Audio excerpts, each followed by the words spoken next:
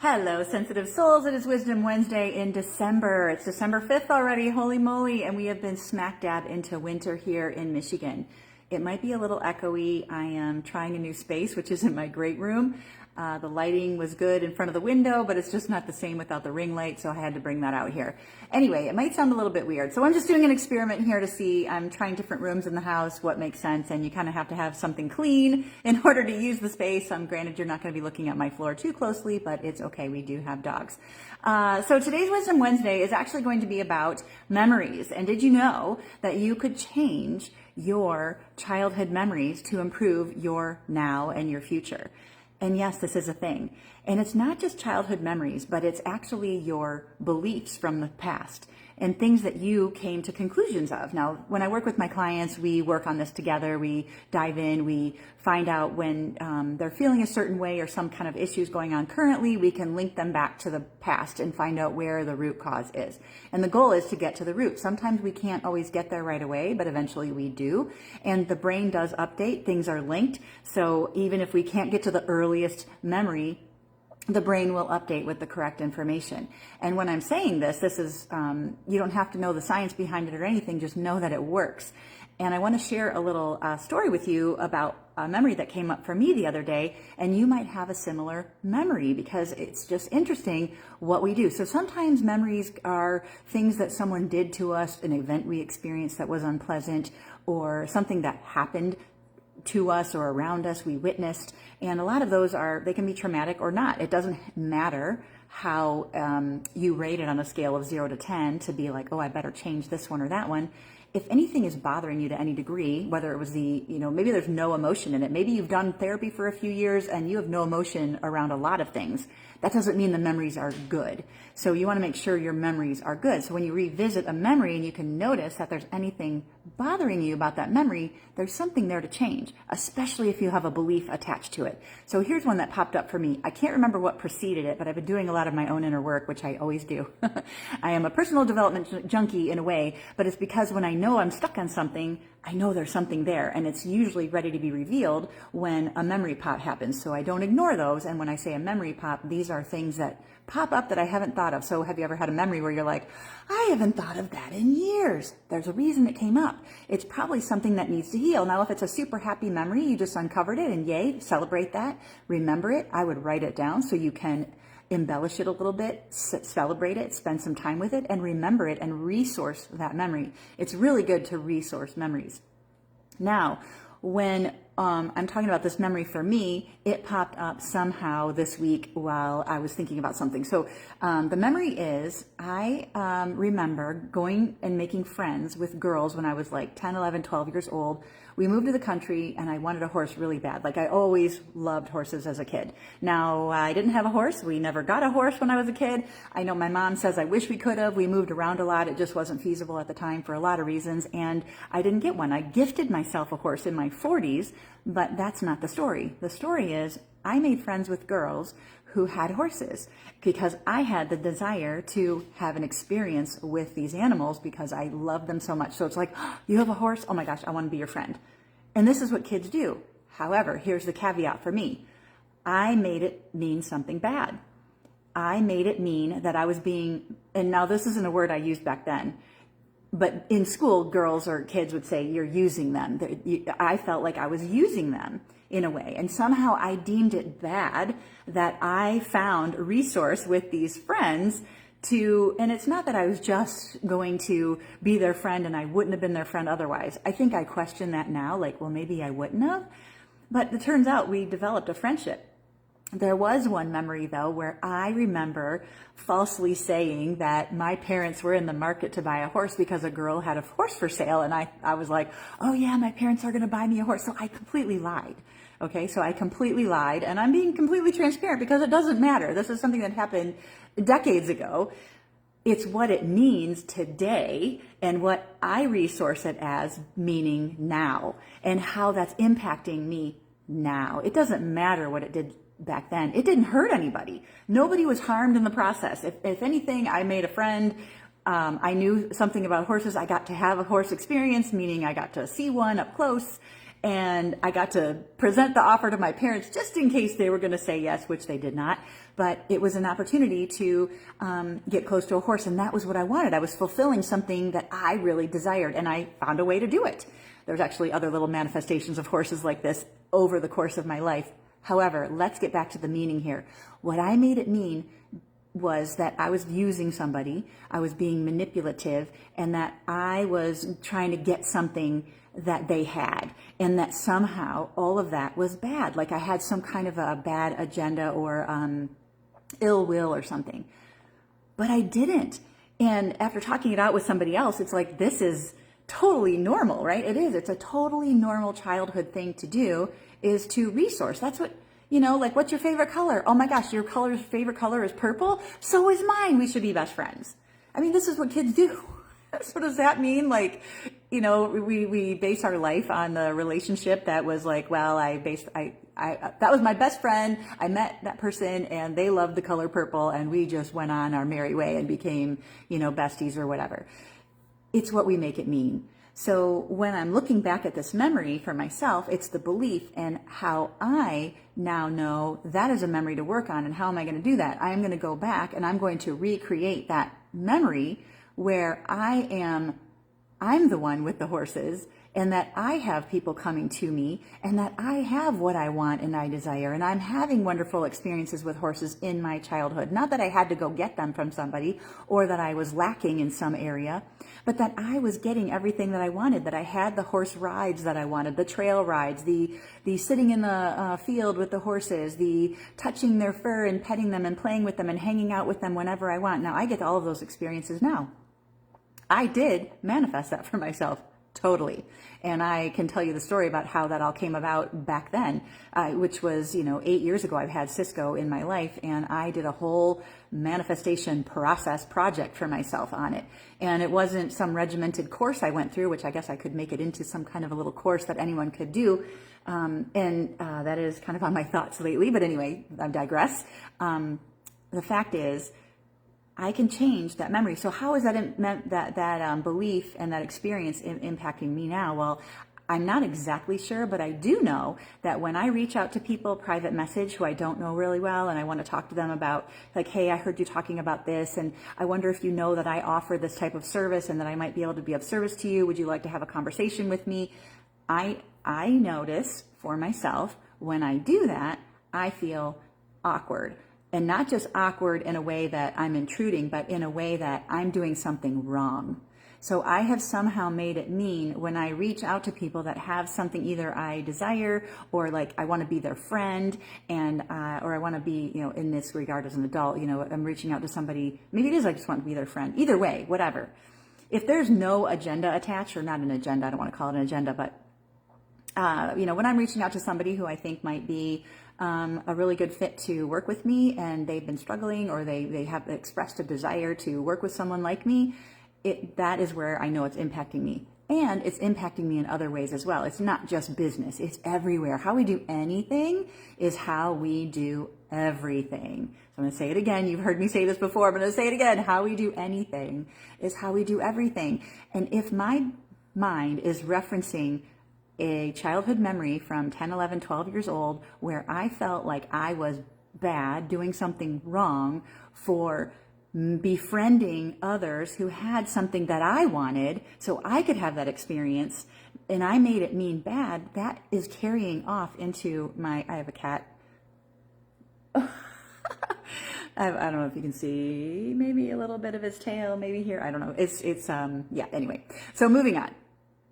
If I make it mean bad for me, then I am going to carry that into my future, and it's going to impact everything I do, and it doesn't have to be a linear translation. That's the other thing I want you to know. When you do have something going on in your life, and you remember a time in your past, especially if you have something going on that you're struggling with, you're stuck, you're feeling down, you're sick even, and you remember a time where it was about you, a story you heard, and it seems completely unrelated. Remember that, because that is something your subconscious mind dialed up and said, hey, this is a similar reference. And if you are in the market to work on yourself, that would be a place to start. Absolutely. So we always look for the feeling when we are having, moments of our lives where we're stuck and we can't move forward, or feeling down, whatever the lower vibration energy is, whatever we're feeling in that regard, and we have a memory pop, that's what we want. And the feelings are usually the things that we can trace back to the past. So here's how you can do this for yourself. So say you're having a struggling moment right now. You don't know why you're feeling the way you're feeling, or you want to get out of a situation, something's bothering you. The first thing is, how do you know that it's bothering you? What is it that tells you that it's a problem, an issue, a hurt or a pain? What is it that tells you? For me, I'm trying to think of where this even came up. I think it was in a coaching class, actually. I was talking in a coaching class, and I was talking about how reaching out, like when someone raises their hand to talk to me, that's what it was. When someone raises their hand to talk to me, whether they reach out to me first or they send me an email or something else like that happens, I feel pretty comfortable to talk with that person and say, hey, how's it going? And strike up that conversation.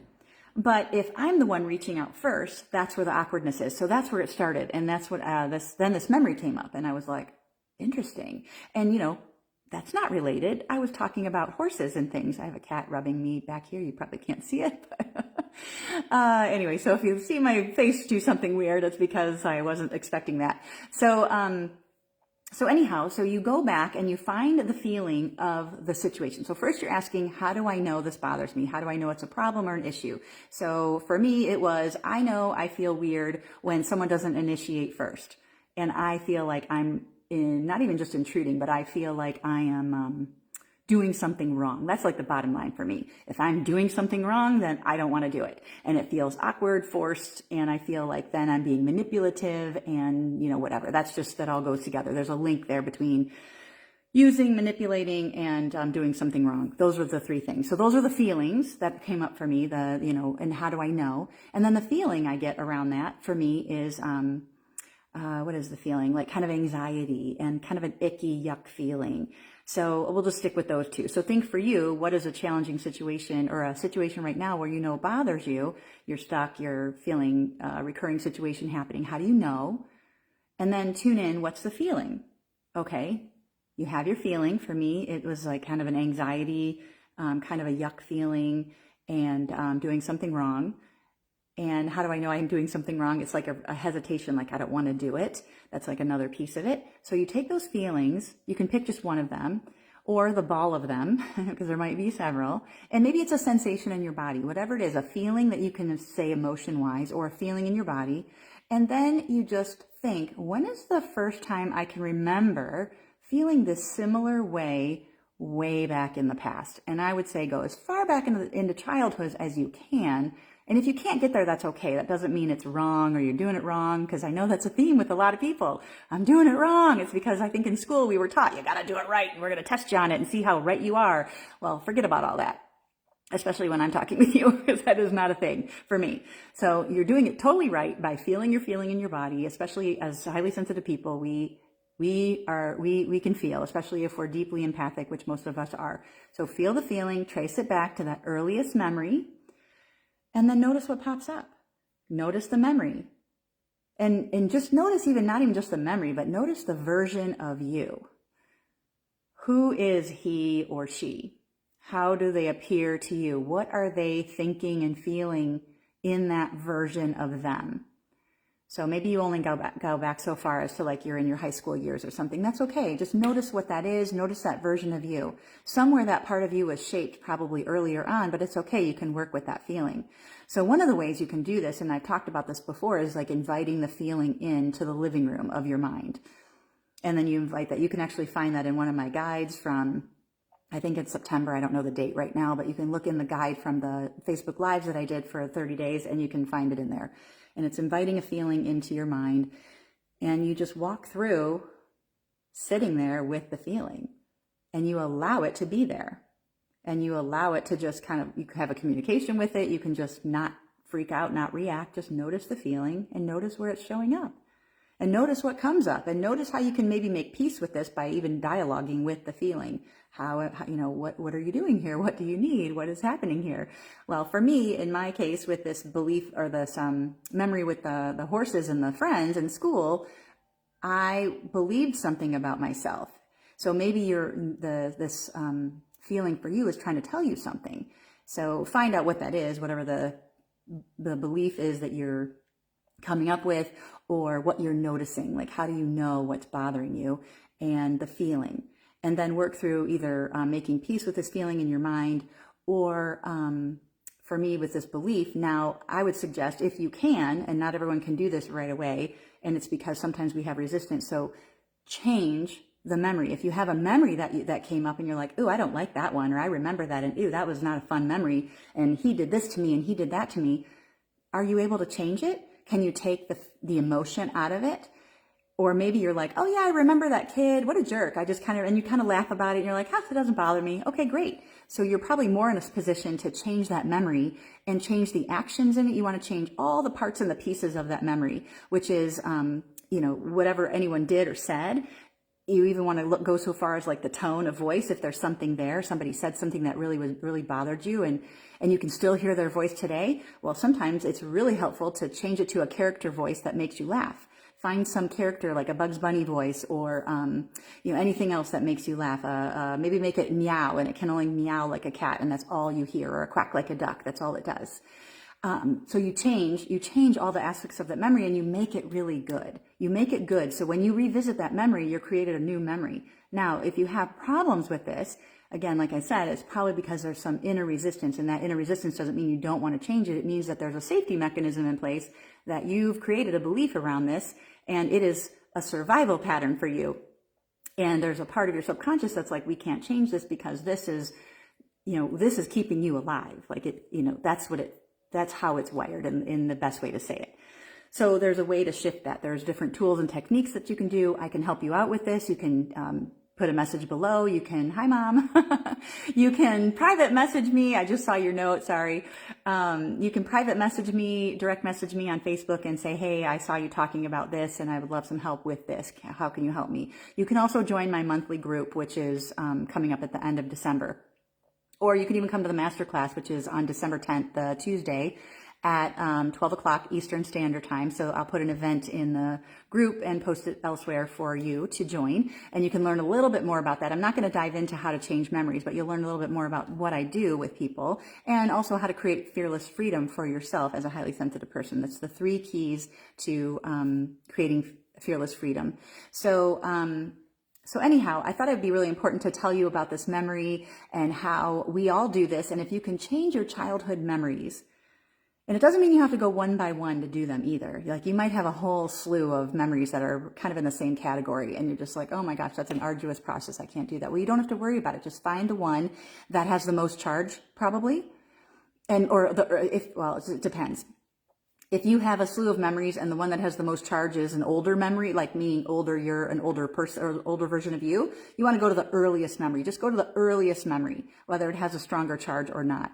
Just do that, and you want to change it. And if you can't change it, you have to work on the resistance. And there's ways to do that. I can't get into all of that here. I'm trying to keep this short, and I think I'm way over 10 minutes by now. But so you want to notice when you have, like, you could even keep a journal about things that you know bother you, memories or beliefs, things that you know come up that are a theme. These are clues into what's going on in your subconscious mind that you can change. And when you change these things, amazing things happen. It'll be almost like magic is happening around you, because your subconscious mind has this thing called the reticular activating system, and it is looking for things that match in your mind, in your brain.